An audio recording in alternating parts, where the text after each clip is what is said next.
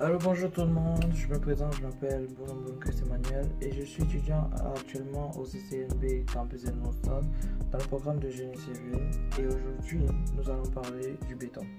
Alors, qu'est-ce que c'est le béton? C'est un matériel utilisé dans les constructions de bâtiments, des immeubles, des grandes bâtisses, tout ça. Aujourd'hui précisément, nous n'allons pas que parler du béton, mais nous allons principalement parler de la confection du béton, mais aussi des éléments qui le constituent.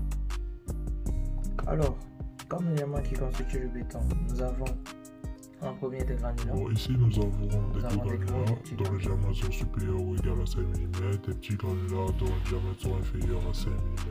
Nous avons également des granulats concassés, minéraux recyclés, des propres, des durs, des résistants, des durables et des arrondis.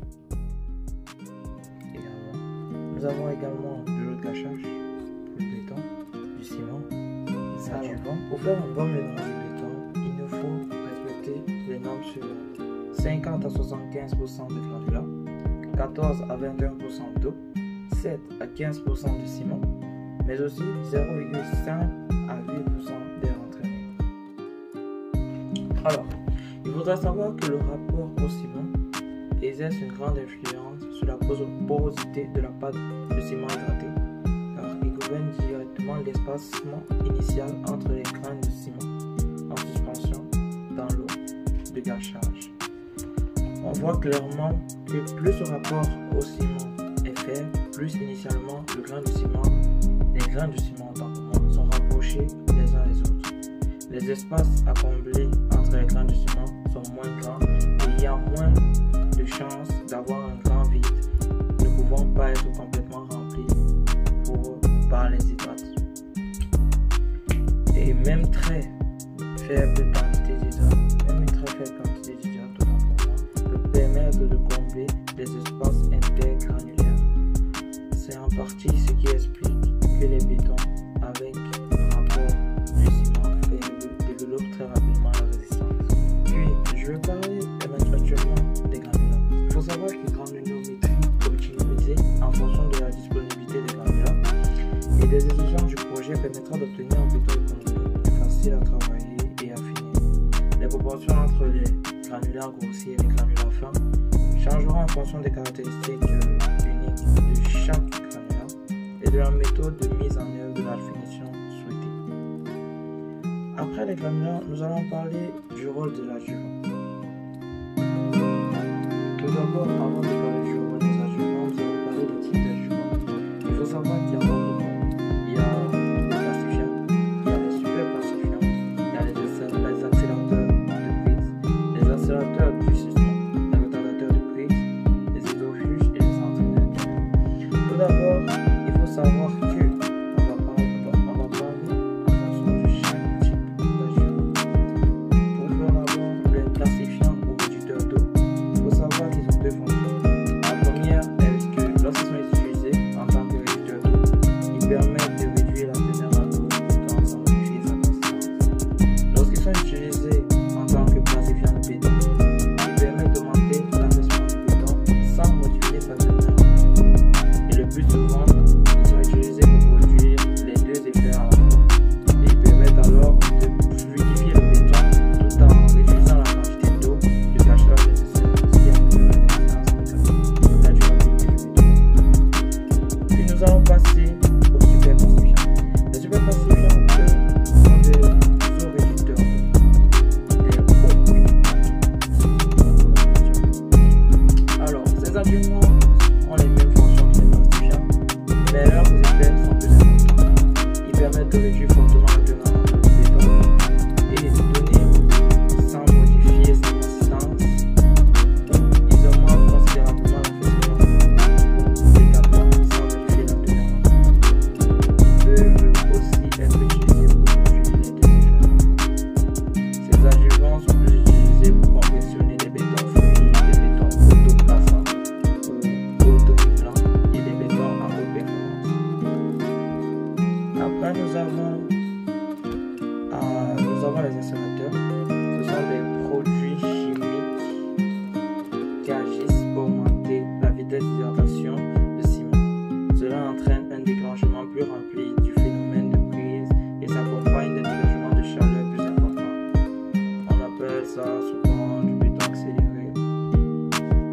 Les accélérateurs de prise adjuvants qui ont pour fonction principale diminuer le temps de début et le temps de fin de prise de ciment. Ils sont surtout utilisés en cas de bétonnage par temps froid ou pour mettre le béton en gel. Et puis nous avons également les accélérateurs de gisement.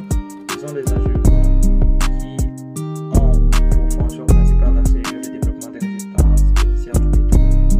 Et ici ils sont employés afin de réduire les délais de décoffrage ou de manutention des pièces sur chantier ou en usine de préfabrication.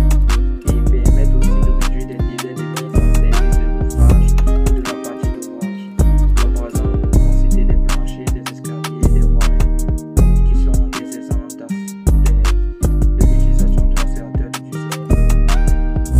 Bien souvent, ces deux fonctions sont liées et on retrouve l'une comme effet secondaire. Et puis, nous avons les retardateurs de prise. Ces adjuvants sont gravés chimiquement diminuent la vitesse d'intervention du ciment et la fonction principale est d'augmenter le temps de début et de fin de prise de ciment dans le béton ou le mortier, qui prolonge ainsi l'étape pratique où le béton mortier est utilisé. On appelle cela le béton retardé. Il faut savoir que les retardateurs de prise ont différentes utilisations théoriques, à savoir le bétonnage par temps chaud, c'est-à-dire l'utilisation d'un adjuvant retardateur permet de compenser l'accélération naturelle de la prise du ciment par temps chaud et ainsi de conserver un délai d'utilisation convenable.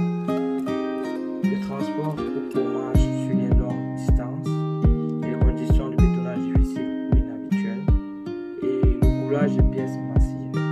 Donc, pour éviter les joints de construction ou les reprises de bétonnage ou pour obtenir un développement uniforme des résistances, pour réduire également la chaleur d'hydratation. Puis, nous avons également, pour terminer, les entraîneurs d'air. Ces adjuvants introduisent volontairement de l'air dans le béton ou le mortier en agissant et en stabilisant les bulles lors du malaxage, sous forme d'un très grand nombre de microbules.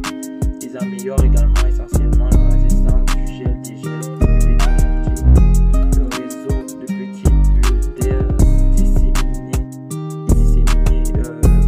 dans la masse forme autant de petites vases d'expansion pour l'eau interne du béton, dont le volume augmente lors du gel du béton. Cela évite ainsi la désagrégation du béton durci par le gel de cette eau. Les entraîneurs d'air améliorent aussi la plasticité du béton sur les bulles agissant de façon analogue à des petites bulles souples et sans frottement. Cela améliore la mise en place du béton. Ils améliorent également la cohésion, la stabilité et diminuent la masse volumique du béton ou du mortier. En revanche, ils engendrent une diminution de résistance. Alors, pour conclure avec des adjuvants, nous allons parler des hydrofuges de masse.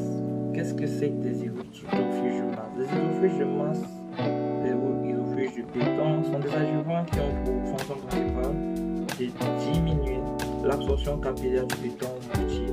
Cette diminution de l'absorption capillaire a pour effet d'améliorer la résistance à la pénétration de l'eau du béton mortier. Et il faut savoir que cet adjuvant est principalement utilisé en milieu humide dès lors qu'on a besoin de structures étanches qui résistent à la pénétration d'eau sous pression ou bien qu'on souhaite éviter les infiltrations ou les remontées d'eau. Elle a plusieurs utilisations, à savoir l'ouvrage enterré. On peut citer comme exemple les fondations, les sous-sols, les garages, les parkings souterrains, Oscar et tout bâtisse et bâtiments enterrés.